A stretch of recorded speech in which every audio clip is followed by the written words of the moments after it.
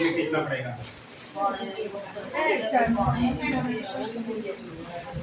जबरी भाई को उठाना, वो सो गया बेटा। इफिसियों 5 दे।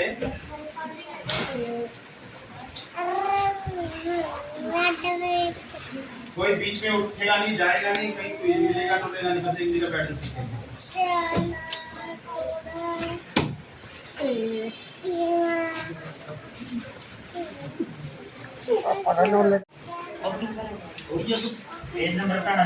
Page number 268।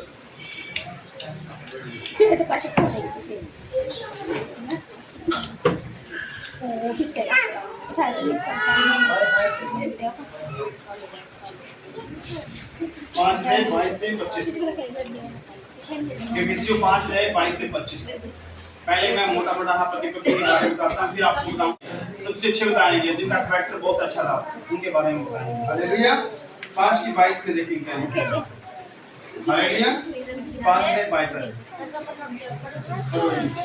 पत्नियों अपने पति के ऐसे अधीन रहो जैसे प्रभु के, क्योंकि पति पत्नी का सिर है और कलीसिया का सिर है और समय की देह का उद्धार करता है। पर जैसे कलीसिया मसीह के अधीन है, वैसे पत्नियां भी हर बात में अपने पति के अधीन रहें। हालेलुया। यहाँ पर लिखे कि हे पत्नियों तुम अपने पति के अधीन रहो जैसे तुम प्रभु के अधीन रहती हो। हालेलुया। तो बाइबल कहते हैं कि जिस प्रकार हम लेडीज यहाँ पर बैठी हैं और कुछ लेडीज के हस्बैंड है, कुछ के नहीं है यहाँ पर, ठीक है। लेकिन बाइबल कहते हैं कि ये पत्नी तुम्हें पति के अधीन रहो जैसे तुम प्रभु के, यानी कि जिस प्रकार आप प्रभु का भय मानते हो, प्रभु का डर मानते हो, और प्रभु का डर, प्रभु का भय आपके जीवन में है। कुछ भी गलत करने से पहले आप डरते हो कि नहीं, परमेश्वर का वचन कहता है कि पाप की मजदूरी मौत है। आपके अंदर एक डर है वचन का, परमेश्वर का डर है कि नहीं यदि पाप करेंगे, कोई गुनाह करेंगे, कोई गलती करेंगे तो सजा मिलेगी, आपको डर है। तो उसी प्रकार से आपके अंदर एक पति का भी डर होना चाहिए, है ना। आप अपने पति के भी अधीन रहे और पति को भी गलत ना बोले, या पति को भी डांटे ना, या पति को भी गलत शब्द वर्ड ना निकाले, गलत शब्द ना निकाले, है ना। उसको गलत मत बोले अपने पति को किसी बात। अगर पति पत्नी में अनबन होती है, कुछ होता है, तो वो क्या करे, मैं आपको एक सॉल्यूशन बताता हूँ आपको। जब पति पत्नी में झगड़ा होता है, हालेलुया, तो पत्नी को पति के ऊपर भड़कना नहीं चाहिए, पति को नेगेटिव वर्ड मुंह से गंदे शब्द, गलत शब्द नहीं बोलने चाहिए, उसको बुरा मत बोलो। उसको क्या करो, जब पति पत्नी में झगड़ा होता है तो पत्नी सीधा क्या करे, अपने रूम में जाए और रूम में बैठकर बाइबल उठा ले, बाइबल पढ़ना शुरू कर दे। अगर बाइबल से बात ना बने तो घुटने टेको, प्रार्थना करना शुरू कर दे। आप प्रार्थना करें या बाइबल पढ़े, आपका 5 मिनट में, 2 मिनट में, 10 मिनट में गुस्सा शांत हो जाएगा। हालेलुया। और पति पत्नी के रिश्ते में कड़वाहट नहीं आएगी। पति पत्नी के दिल में एक दूसरे के लिए गंदे शब्द जो थे वो खत्म हो जाएंगे और लड़ाई झगड़ा बढ़ने की बजाय वहीं पर खत्म हो जाएगा। हालेलुया। तो क्योंकि यदि हम परमेश्वर के वचन को मानते हैं तो इसका मतलब परमेश्वर हमारे जीवन में है। यदि आपके जीवन में परमेश्वर का डर नहीं है, भय नहीं है, तो आप अपने पति का भी डर आपके जीवन में नहीं होगा। यदि आपके जीवन परमेश्वर का भय है तो पति का भी भय होगा। यदि आपके जीवन में वचन है तो परमेश्वर का डर आपके जीवन में होगा, तो अपने पति का भी डर भय आपके जीवन में होगा। और आप सुनो, जो आप गुस्सा होते हो, गंदे शब्द रिलीज करते हो, वो पति का तो कुछ नहीं जा रहा है, आप अपनी ब्लेसिंग को खराब करते हो। जो प्रभु का मसा आपके ऊपर, मसा खराब हो जाता है, वो अभिषेक खराब हो जाता है, आपकी ब्लेसिंग स्वर्ग से रुक जाती है, आपकी कोई बीमारियां वो ठीक होने की बजाय बढ़ जाती हैं। क्यों? क्योंकि आप वचन के विरुद्ध गए हो। वचन के विरुद्ध जाकर आपने गंदे शब्द बोलकर, गंदी गालियां देकर, उल्टा बोलकर आपने परमेश्वर के वचन को तोड़ा और शैतान को मौका दिया। और जब वचन को हम तोड़ते हैं तो परमेश्वर दूर होता है हमसे और फिर शैतान हमारे नजदीक आता है। तो इसलिए हमें वचन के अधीन रहना है ताकि हम अपने पति के अधीन रह पाएं। हालेलुया। तो इसलिए अपने पति का डर है हर एक स्त्री ने मानना है। गंदे शब्द मत बोलो, और इसका एक ही इलाज होता है, प्रार्थना करें, बाइबल पढ़ें। जब भी पति पत्नी में झगड़ा होता है तो बोलने की बजाय, गंदे शब्द बोलने की बजाय अपने कमरे में जाओ, बैठो। आने वाली ब्लेसिंग स्वर्ग के अंदर जो स्वर्ग से रिलीज होती है हमारे लिए, वो बीच रास्ते में नहीं लटकेगी, वो बीच रास्ते में नहीं लटकती हैं, वो सीधा डायरेक्ट आप तक पहुंचेगी। शैतान इसको रोक नहीं पाएगा। हमारी गलतियों की वजह से, हमारे मुंह के गलत अंगीकार की वजह से हमारी ब्लेसिंग्स जो है स्वर्ग से आते हुए बीच में लटक जाती है, शैतान रोक लेता है। हालेलुया। पीछे नीचे पृथ्वी है, हालेलुया, नीचे पृथ्वी है, नीचे पृथ्वी है, ठीक है, इस पृथ्वी हम लोग रहते हैं, ठीक है, और ये बीच में आकाश है, आकाश के अंदर शैतान की सेना है, ठीक है, और ऊपर क्या है, स्वर्ग है, और ऊपर परमेश्वर है। हालेलुया। जब नीचे से हम प्रार्थना करते हैं, तुम्हारी प्रार्थना को एंजल्स आते हैं, वो लेकर जाते हैं, और वो लेकर जाते हैं, चले तो जाते हैं सीधा डायरेक्ट स्वर्ग में, लेकिन जब स्वर्ग से परमेश्वर को बताते हैं, और तो यीशु मसीह भी हमारे लिए स्वर्ग के पिता से प्रार्थना करता है, हे मेरे पिता, मेरे इस बेटे के लिए मैं प्रार्थना करता हूं, मैंने इसके लिए कुर्बानी अदा की, मैंने इसके लहू बहाया है, और मैंने इसके लिए अपना जीवन बलिदान किया है, और मैंने इसके लिए कीमत अदा की है, और मेरे इस बच्चे की इस बीमारी को ठीक कर दे, इसकी प्रॉब्लम को ठीक कर दे, इसका ये काम बन जाए, है ना। जो प्रभु यीशु मसीह स्वर्गीय पिता से प्रार्थना करता है, और स्वर्गीय पिता प्रभु यीशु मसीह की बात को टालता नहीं है, और स्वर्गीय पिता वो आशीष देता है, क्योंकि बाइबल में लिखा है, प्रभु यीशु मसीह कहता है, जो कोई मेरे नाम से मेरे स्वर्गीय पिता से विश्वास के साथ मांगेगा, वो विश्वास के साथ पालेगा। हालेलुया। तो प्रभु यीशु मसीह की प्रार्थना को पिता जो रिजेक्ट नहीं करता, क्योंकि कीमत अदा की गई है। और जो प्रार्थना जब नीचे आती है, तो जब नीचे आती है स्वर्ग से होते, बाइबल 3 तरह के स्वर्ग का जिक्र करती है। तीसरे स्वर्ग में विराजमान परमेश्वर हमारा, जो वो स्वर्ग से नीचे प्रार्थना हमारी प्रार्थना होकर आ रहा होता है, हमारी ब्लेसिंग आ रही होती है, तो वो आकर कहां, बीच में शैतान होता है। हालेलुया। शैतान की सेना कहते हैं आकाश के अंदर रहती है, और जो आकाश के अंदर आकाश तक आती है, और जब हम हमारे मुंह के गलत शब्दों का अंगीकार करते हैं, तो शैतान पकड़ लेता है और उस ब्लेसिंग को बीच में रोक देता है, और उस ब्लेसिंग्स बीच में रुक जाती है, और रुकने की वजह से वो ब्लेसिंग्स पे पता नहीं 6 महीने तक लटक जाती है, साल तक लटक जाती है, वो हम तक पहुंचती नहीं है। हालेलुया। और फिर प्रार्थना करते रहते हैं कि मेरी प्रार्थना को उत्तर क्यों नहीं आता। आपके मुंह के गलत अंगीकार की वजह से आपकी ब्लेसिंग्स खराब हुई है।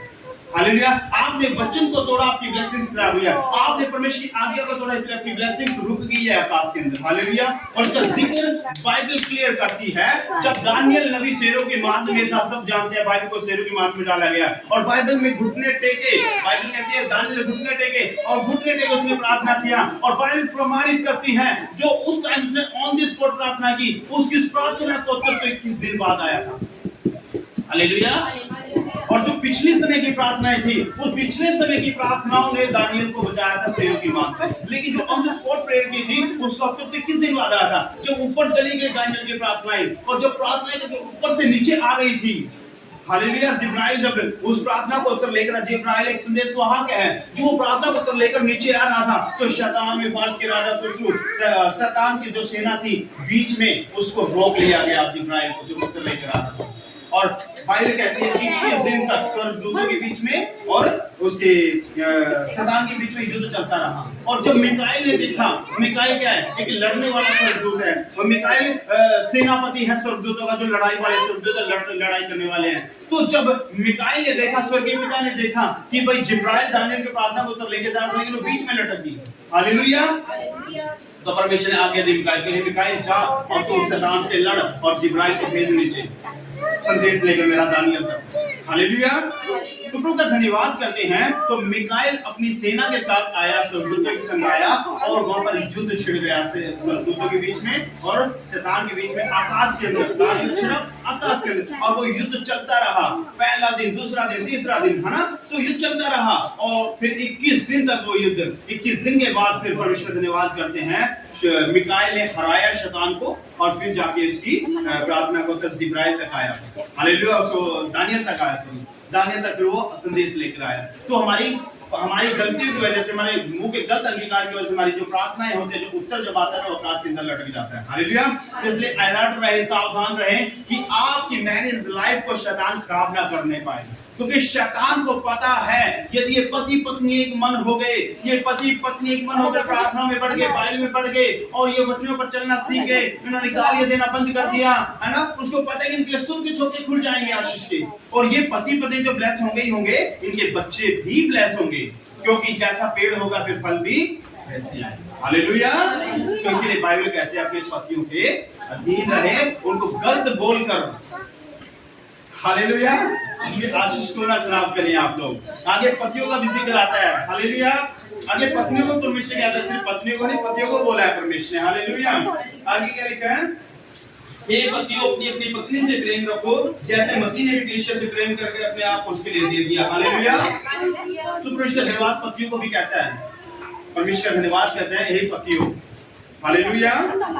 हे पतियों अपनी अपनी पत्नी से कैसा प्रेम रखो, कैसा प्रेम रखो जैसा तुम अपनी देह से प्रेम रखो। हालेलुया। हर व्यक्ति को अपना शरीर प्यारा है, हर व्यक्ति को अपना शरीर अच्छा लगता है ना। आपके शरीर में थोड़ा सा भी कुछ हो जाए तुरंत डॉक्टर के पास भागते हो, है कि नहीं? आप अपने शरीर को सुबह उठते हो, नहाते हो, धोते हो, अच्छे कपड़े डालते हो, कौन करते हो, क्रीम पाउडर लगाते हो। हालेलुया। Praise the Lord. कौन कौन क्रीम पाउडर लगाता है बंदा? हालेलुया। तो अपने आप को अच्छे से तैयार करते हो, आप करते कि नहीं करते हो, है ना? आप अपने शरीर को प्यार करते हो कि आपका शरीर नाश ना हो जाए, आपका शरीर खराब ना हो जाए। तो परमेश्वर कहते हैं जैसा तुम अपने शरीर को संभाल के रखते हो अपनी पत्नियों को वैसे संभाल के रखो। क्योंकि बाइबल कहती है यहोवा की ओर से तूने उत्तम पदार्थ पाया। हालेलुया।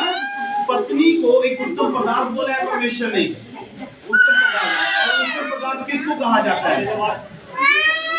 मारो मत, बात खिला लो, थोड़ी देर बाद बात खिला लो, रो मत इसको। हालेलुया। सुनो ध्यान से, आगे देखिए उत्तम पदार्थ किसे कहते हैं? उत्तम उसको बोला जाता है जो सबसे बेस्ट होता है, सबसे अच्छा होता है, अच्छे से अच्छा होता है, जो सबसे खूबसूरत से अच्छा होता है, उसको उत्तम बोला जाता है ना, जो सबसे बेस्ट होता है। तो आज कहते हैं यहोवा की ओर से एक उत्तम पदार्थ पाया। सभी ने जिसकी शादियां हो गया उन्होंने यहोवा की ओर से उत्तम पदार्थ पाया, और उत्तम पदार्थ पाया तो हमने उसका क्या करना, आदर करना, उसकी इज्जत करनी, उसका कदर करना। जैसे हम अपने शरीर से प्यार करते हैं उससे भी हम प्यार करना है। हालेलुया। और इसी चीज को खत्म करने के लिए परमेश्वर का धन्यवाद करते हैं।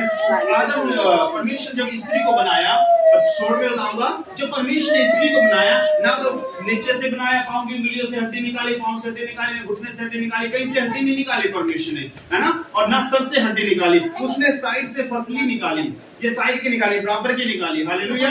पांव से नीचे के हिस्से से इसलिए नहीं निकाली क्योंकि इंसान स्त्री को पांव की जुत्ती ना समझे, इसलिए उसने नीचे से नहीं निकाली। कभी इंसान आदमी औरत की कदरी ना करे, इज्जत ना करे, उसको पांव की जुत्ती समझे और उसकी भावनाओं को ठेस पहुंचाए, बात बात उसको बेइज्जत करे, उसकी कदर ना करे, है ना? तो इसलिए उसने नीचे से नहीं निकाली, और उसने सर से भी इसलिए नहीं निकाली, ऊपरले हिस्से से नहीं निकाली, ताकि इंसान के सर पे ना बैठ जाए और सर पर बैठकर तांडव ना करे इंसान के, आदमी के, और आदमी को जमुरे की तरह नचाए ना हो जैसे तमाशा करने वाला होता है। हालेलुया। तो परमेश्वर ये भी डर था, कभी और को बिठा दिया सर पे, तो उसने सर पे नहीं बिठाया, तो उसने बराबर से निकाला। हालेलुया। बराबर से निकाला ताकि उसको बराबर का दर्जा मिले, बराबर की इज्जत मिले, बराबर का प्रेम मिले, है ना? उसके बाद बेइज्जत ना करे, है ना? तो हमें पतियों को भी पत्नी की भावनाओं की, दिल की भावनाओं की कदर करनी है। उसके दुख में, उसके सुख में उसके साथ खड़े रहना है, उसके दुख में उसका ख्याल रखना है ना? पति भी इस बात का ध्यान रखे कि उसकी किसी किसी वजह से उसकी पत्नी को ठेस ना लगे। ये थोड़ा सा आगे वचन में जाकर मैं क्लियर करूंगा इस चीज को, थोड़ा इतना बताता हूँ कि पति भी ध्यान रखे कि उसकी किसी बात से, किसी काम से उसकी पत्नी को ठेस ना लगे। हालेलुया। तो पतियों को भी ध्यान रखना है। आगे चलेंगे जल्दी से, ठीक है? 1 कुरिन्थियों 7:1 से 5 देखेंगे। 1 कुरिन्थियों 1 कुरिन्थियों, जिसकी शादी नहीं हुई वो भी ध्यान से सुनिए, होगी तो होगी ना। पुरुष स्त्री को ना छुए, एक व्यभिचार के डर से हर एक पत्नी और हर एक स्त्री का पति अपने शरीर का हक पूरा करे, और वैसे ही अपने पति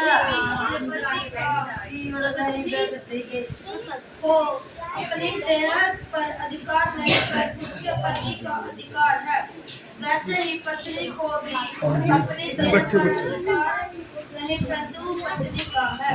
हालेलुया। बस सुनिए ध्यान से, आगे लिखा है, कह रहे कि परमेश्वर का वचन कहता है कि अनमैरिड जो बंदा होता है, कह रहे कि वो पाप में ना गिरे, वो पराई स्त्री के साथ कोई ऐसी गलत हरकत ना करे, उसे अपने पराई स्त्री के साथ गलत संबंध ना बनाए। तो बाइबल कहती है इससे अच्छा है कि वो शादी करके रहे। भी हर एक स्त्री का क्या होना चाहिए? पति होना चाहिए, और एक पति का क्या है इस पत्नी होनी चाहिए, यानी हर एक व्यक्ति की पत्नी होनी चाहिए और हर एक लड़की का पति होना चाहिए। कह रहे कि व्यभिचार में, पाप में गिरने से अच्छा है जो अनमैरिड बच्चे, अनमैरिड लड़के, जो जवान लड़के लड़कियां, कहीं पाप में गिरने से अच्छा है तुम क्या करो, तुम शादी कर लो, अपने माँ बाप को बोल दो, कि हे पिता हे माँ मेरी शादी कर दो, है ना, ताकि तुम पाप में ना गिरो। तो इसीलिए उस पाप से बचने के लिए जो अनमैरिड कुंवारे लड़के लड़कियां हैं वो शादी कर ले। तो बाइबल कहती है हर एक लड़के की पत्नी होनी चाहिए और एक लड़की का पति होना चाहिए, है ना। तो इसलिए इस पाप से बचने के लिए शादी कर लेनी चाहिए। और आगे ये भी लिखा है क्या कि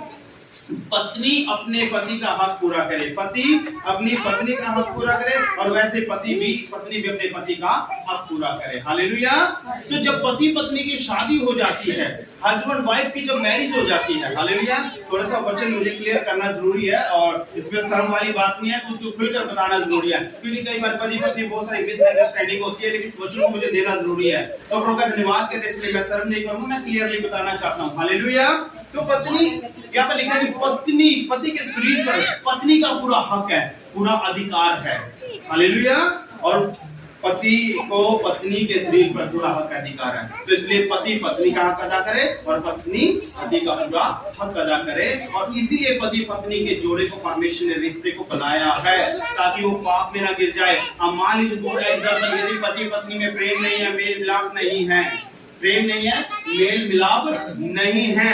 अब मान लीजिए, प्रभु का धन्यवाद करते हैं खुदावंद का, आज बहुत से मैंने ऐसे जोड़े देखे हैं जब पति पत्नी एक दूसरे का हक पूरा नहीं करते, या पति पत्नी एक दूसरे से प्रेम नहीं रखते, या पति पत्नी एक दूसरे से मेल मिलाप नहीं करते, तो फिर पति भागता है बाहर, प्राइस्ट्री के चक्कर में व्यभिचार में पड़ता है। हालेलुया।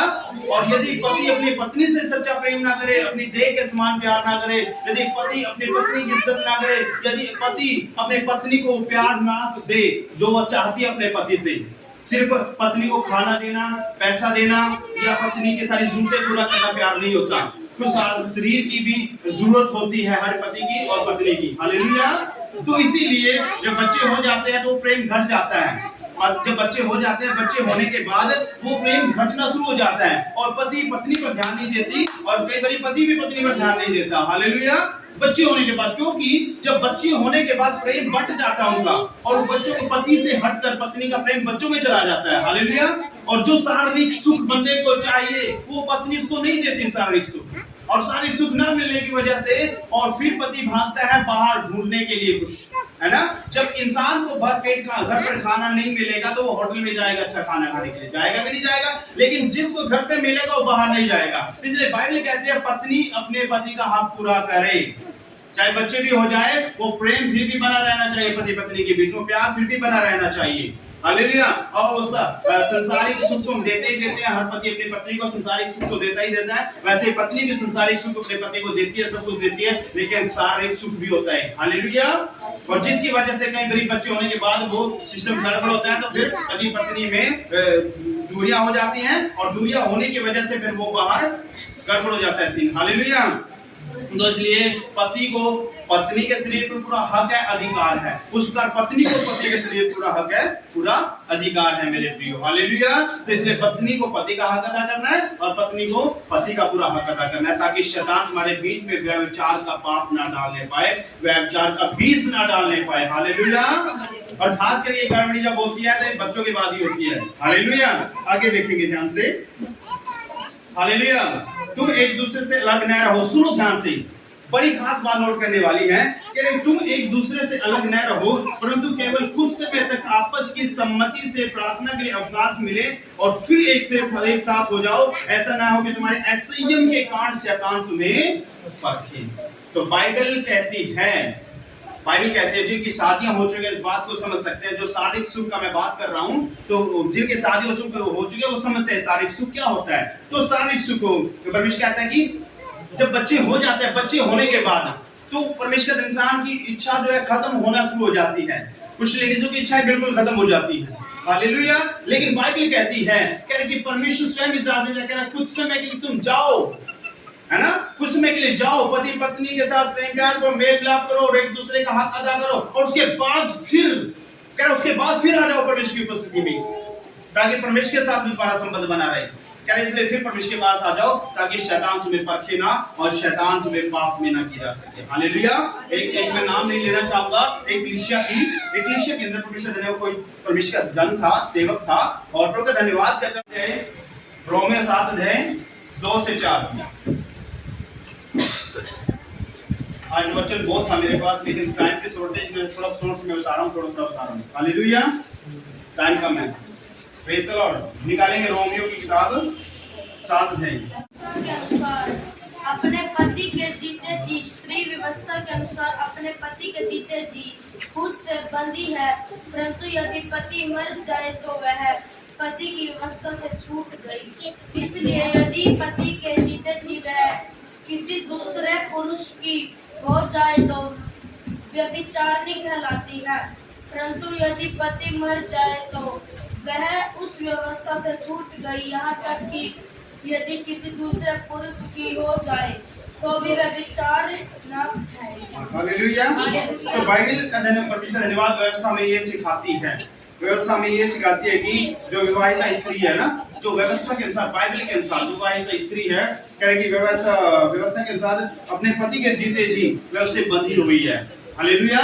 जब तक उसका पति जीवित है, किसी स्त्री का पति जीवित है, वो जब तक जिंदा रहेंगे पति पत्नी, वो एक दूसरे के अधीन रहे, और वो पत्नी अपने पति के साथ बंधी होकर अपने पति को छोड़कर वो दूसरी जगह नहीं जा सकती। और आजकल बहुत से विश्वासियों को धन्यवाद करते हैं, और खुदावंद का ये सीखने और समझने की जरूरत है, क्योंकि आजकल बहुत कुछ ऐसा कुछ चल रहा है कि पति जो है अपनी पत्नियों को छोड़कर बाहर अफेयर चलता है, और पत्नी अपने पति को छोड़कर बाहर अफेयर चलता है उनका गैर मर्द के साथ। बाइबल कहते हैं कि ऐसा करना एक पाप है। बाइबल कहती है कि जब तक उसका पति है तब तक वो अपने पति से बंधी हुई है, और अपने पति को छोड़कर वो दूसरा पति नहीं रख सकती।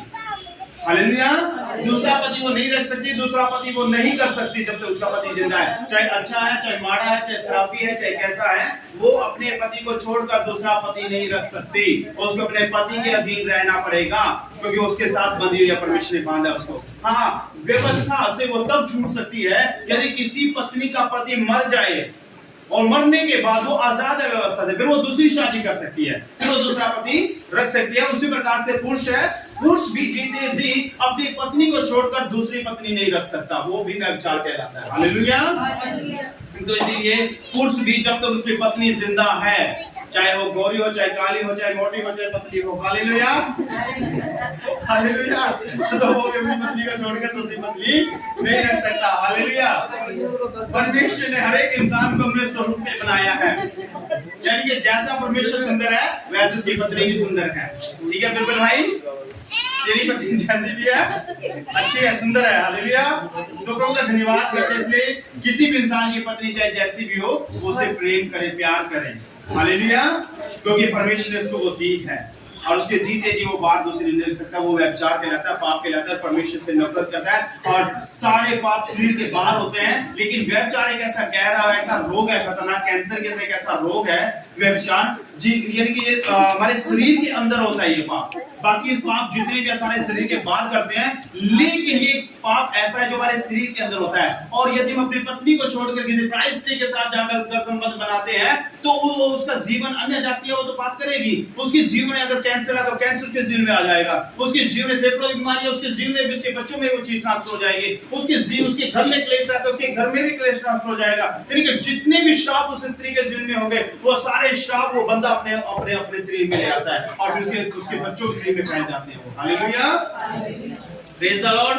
तो इसीलिए मेरे प्रियो, बचे इस चीज से आप लोग, पति पत्नियों के अधीन रहे, और जो पत्नियां पति के अधीन रहे, और पति पत्नियों का ख्याल रखे, पत्नी पतियों का ख्याल रखे, ताकि शैतान कोई पाप न डाले पाए। हालेलुया। Praise the Lord. आगे चलेंगे, फटाफट निकालेंगे नीति वचन 7:4-5। नीति वचन 7 है।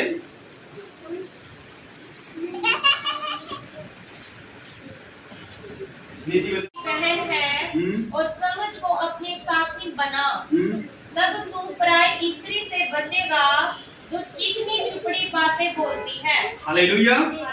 सुनो ध्यान से, क्योंकि बुद्धि से कहो तू मेरी बहन बन जा। हालेलुया। और समझ को अपनी साथी बना ले। हालेलुया। तो बुद्धि को अपनी बहन कैसे बना सकते हैं हम, समझ को अपनी साथी कैसे बना सकते हैं हम, ताकि हम पराई स्त्री की चिकनी चुपड़ी बातों से बच जाएं।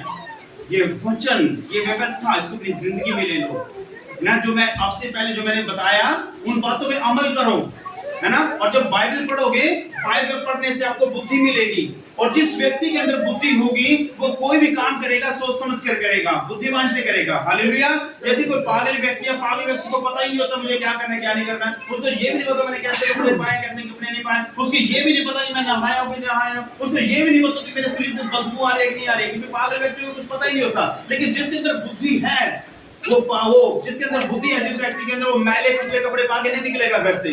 जिस व्यक्ति के अंदर बुद्धि है वो पाप नहीं करेगा। जिस व्यक्ति के अंदर बुद्धि है वो व्यक्ति कभी भी गुनाह में नहीं गिरेगा। वो हमेशा वचन को याद करेगा कि नहीं वचन में ऐसा लिखा है, और वो वचन के दरगाह में चलेगा, और वचन से बुद्धि बढ़ती है, वचन से हमें बुद्धि मिलती है, और वचन से हमें कोई भी काम करने के लिए बल मिलता है, ताकत मिलता है, और वचन से हमें समझ मिलती है कि ये काम हमें करना है कि नहीं करना है, ये काम ये सही रहेगा या गलत रहेगा। ये सब वचन को पढ़ने से ही हमारे जीवन में आएगा।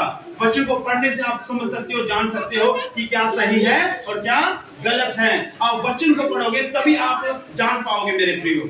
मूसा के द्वारा व्यवस्था आई और मूसा के द्वारा परमेश्वर ने मूसा की व्यवस्था दी, और फिर मूसा के द्वारा व्यवस्था आई तो क्या पता चला? पाप का पता चला। जब व्यवस्था नहीं थी तो पाप का पता नहीं था, जब व्यवस्था आई तो व्यवस्था के द्वारा में पाप का पता चल गया। क्योंकि जब उस टाइम में इस्राएल लोगों ने व्यवस्था को पढ़ा, व्यवस्था को सुना, यानी कि वचनों को पढ़ा और वचनों को सुना, तो उनको पता चल गया।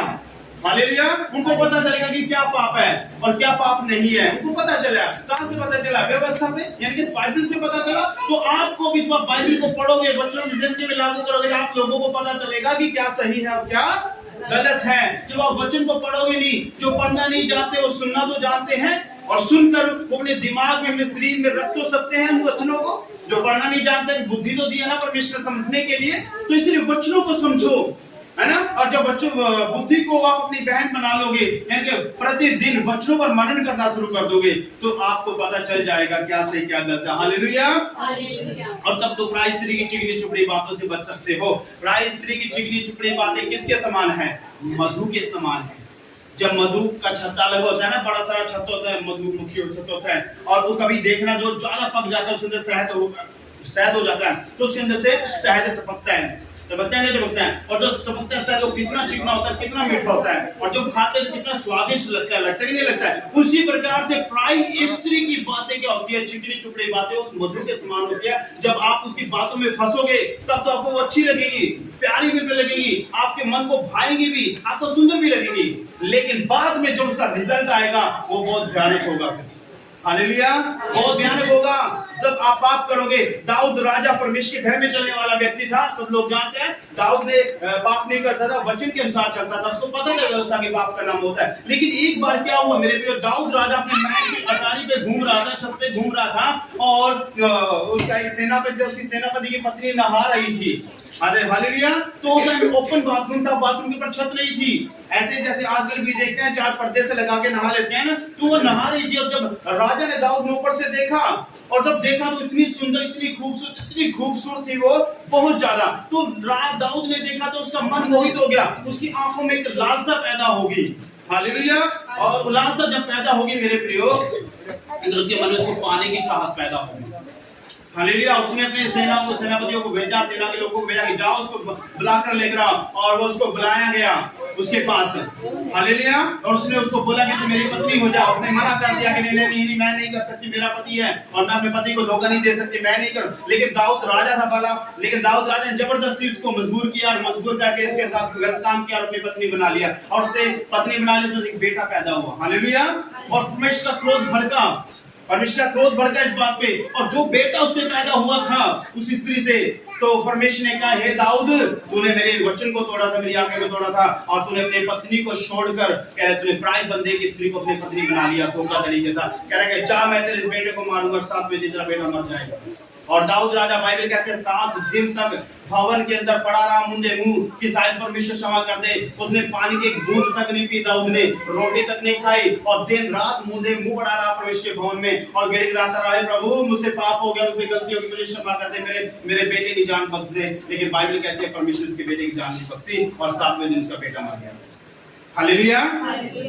तो मेरे प्रियो प्रभु का धन्यवाद करते हैं। हमें अपनी पत्नी को छोड़कर पराई स्त्री की सुंदरता पर मोहित नहीं होना है, उसकी खूबसूरती पर मोहित नहीं होना है। इंसान खूबसूरत उसके गुणों से जाना जाता है, उसकी क्वालिटी से पहचाना जाता है।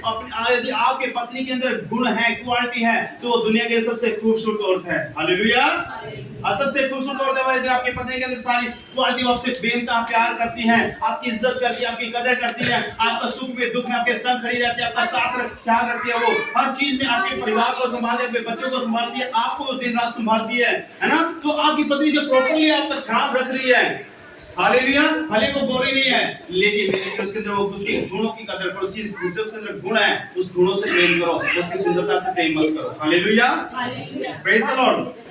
उसकी सुंदरता से प्रेम मत करो। लास्ट में एंड में एक स्टोरी सुनाऊंगा मैं सुंदरता के ऊपर, हालेलुया, खूबसूरती के ऊपर एक स्टोरी सुनाऊंगा लास्ट में, लेकिन उससे पहले मैं वचन कंप्लीट करता हूं। हालेलुया। तो आगे निकालेंगे फटाफट नीति वचन 6:32 आयत निकालेंगे। नीति वचन 6:32 आयत निकालेंगे। नीति वचन 6:32 है, वह कीड़ा निर्बुद्ध है, जो अपने प्राणों को नष्ट करना चाहता है, वही ऐसा करता है। हालेलुया। हालेलुया। उसको घायल और अपमानित होना पड़ेगा और उसकी नामधराई कभी न मिटेगी। बस हालेलुया। 6:32 में लिखा है, परंतु जो पर स्त्री गमन करता है क्या निर्बुद्ध है, उसके अंदर बुद्धि नहीं है, जो अपने पत्नी को छोड़कर पराई स्त्री को गलत संबंध मनाता है, पराई स्त्री के साथ, परमेश्वर कहता है वो निर्बुद्ध है, वो मूर्ख इंसान गिना जाता है परमेश्वर की नजर में। परमेश्वर से मूर्ख समझता है, वो पागल है इंसान, चाहे जितनी मर्जी प्रार्थना करता रहे, जितनी मर्जी वचन पढ़ता रहे, जितना मर्जी चर्च जाता रहे, परमेश्वर कहता है मेरी नजर में वो निर्बुद्ध है, वो पागल है मेरी नजर में, जो अपनी पत्नी को छोड़कर दूसरे से प्यार करता है। हालेलुया। और परमेश्वर का धन्यवाद करते हैं, और वह अपने प्राणों को नष्ट करना चाहता है। हालेलुया। और वही ऐसा करता है, वो अपने प्राणों को भी नष्ट करना चाहता है। जो व्यक्ति वचन को जानते हुए, आज आप लोगों को बता रहा हूं, सिखा रहा हूं पति पत्नी के बारे में, लेकिन इन वचनों को जानने के बाद भी, इन वचनों को सुनने के बाद भी आप फिर भी अपनी पत्नी को छोड़कर पराई स्त्री के साथ गलत काम करते हो, या कोई स्त्री अपने पति को छोड़कर पराई मर्द के साथ संबंध बनाती है, तो बाइबल कहती है मेरी नजर में वो निर्बुद्ध इंसान है, वो पागल इंसान है मेरी नजर पर। कहता है उसके अंदर बुद्धि नहीं है। हालेलुया। और वो अपने आप को क्या कर रहा है, नष्ट करने की तैयारी कर रहा है, वो अपने शरीर को नष्ट करने की तैयारी खुद कर रहा है, शैतान नहीं करेगा। लोग कहते हैं, लोग पता क्या बोलते हैं, अरे शैतान ने तो मेरी बुद्धि को भ्रष्ट कर दिया, मैं पाप में चला गया। बोलते हैं कह रहे मुझसे गलती होगी, जाने मुझसे गलती होगी, मैं चला गया पाप में, शैतान ने मुझे भरमा दिया था, शैतान ने मुझे भड़का दिया था, शैतान ने मुझे भड़का दिया था, ऐसा ब्लेम करते हैं। लेकिन मेरे प्रियो, जब वचन आपको सिखाया जा रहा है, वचन आपको बताया जा रहा है, और आप फिर भी जानबूझ के वो पाप करोगे, तो फिर इसमें आप शैतान को क्यों बोल रहे हो? आप अपने आप को, अपने शरीर को खुद नष्ट करने की तैयारी कर, खुद वो सामग्री तुम तैयार कर रहे हो जिस सामग्री के द्वारा तुम नष्ट हो जाओगे। खुद तुम वो एक ऐसा जहर बना रहे हो, तो जहर को पियोगे तो जहर को पीते तुम खुद ब खुद मर जाओगे, तुम खुद ही तैयारी कर रहे हो उसकी। परमेश्वर कहता है, तो कहता है इसलिए बचो, इस पाप से बचो, गुनाह से बचो। इसलिए पत्नी पति का हक अदा करे और पति पत्नी का पूरा हक अदा करे, ताकि पत्नी पाप में ना गिरे या फिर पति पाप में ना गिरे। बाइबल मना नहीं करती है, बाइबल स्पष्ट कहती है, मैंने वचन बताया, परमेश्वर से कुछ समय के लिए तुम परमेश्वर से हटकर पति पत्नी जाओ, है ना, और पति पत्नी का हक अदा पूरा करो। बाइबल मना नहीं करती है, चाहे बच्चे आपके इतने बड़े बड़े भी हो जाए तो भी बाइबल मना नहीं करती है। हालेलुया। क्यों नहीं करती? कई इंसान अपना आपा ना खो दे, संयम में अपना संयम ना गवा दे, और संयम जब गवा देगा तो वे बाहर जाकर पाप में गिरेगा। तो परमेश्वर कहता है इसलिए इंसान अपना संयम ना गवाए, इसलिए वो हक अदा कर दे, ताकि बाहर कहीं भी उनको बाहर का खाना खाने की जरूरत ना पड़े। मेरे प्रियो, हालेलुया। वो घर के खाने से उसका पेट भरता रहे, बाहर का खाना खाने की जरूरत उसको ना पड़े। हालेलुया। उसी प्रकार से कुंवारे लड़के लड़कियां जो है परमेश्वर के अनुग्रह में बढ़ना चाहते हैं, उसकी सेवा बढ़ना चाहते हैं, उसके कामों को करना चाहते हैं, और बस जवान हो गया, 17, 18 साल के, 20 साल के, 21 साल के हो गए, तो बाइबल कहती है क्या है कि वो कलीसिया के अंदर लड़के लड़कियां जवान एक दूसरे को देखकर आकर्षित ना हो, एक दूसरे को देखकर आकर्षित होकर पाप में ना फंसे, व्यभिचार में ना गिरे। तो इससे तो अच्छा है तुम अपने माता पिता को बोलकर शादी कर लो, वो सबसे बेस्ट है। आज लड़के लड़कियां भाग रहे हैं क्योंकि वचन की घटी के कारण भाग रहे हैं, क्योंकि उनके अंदर डर ही नहीं है परमेश्वर का, उनके अंदर भय ही नहीं है परमेश्वर का। और जवान लड़के लड़कियां चर्च के अंदर ही, है ना। और आकर्षित जब होते हैं तो वे पाप में गिरते हैं, और जब पाप में गिरते हैं तो फिर वो नाश हो जाते हैं, मिस्री को कुछ नष्ट करने की तैयारी खुद कर लेते हैं। हालेलुया। और फिर माँ बाप का भी नाम बदनाम होता है और उनकी भी लाइफ खराब होती है। तो इससे अच्छा है कि वचन के अनुग्रह में चले, परमेश्वर के अनुग्रह में चले, पाप में ना गिरे और व्यभिचार में ना पड़े। तो इससे अच्छा की शादी करें, वो सबसे बेस्ट है। हालेलुया। सो खुदावंद का धन्यवाद करते हैं। ये था पति पत्नियों के बारे में। Praise the Lord. अगर आप अभी टाइम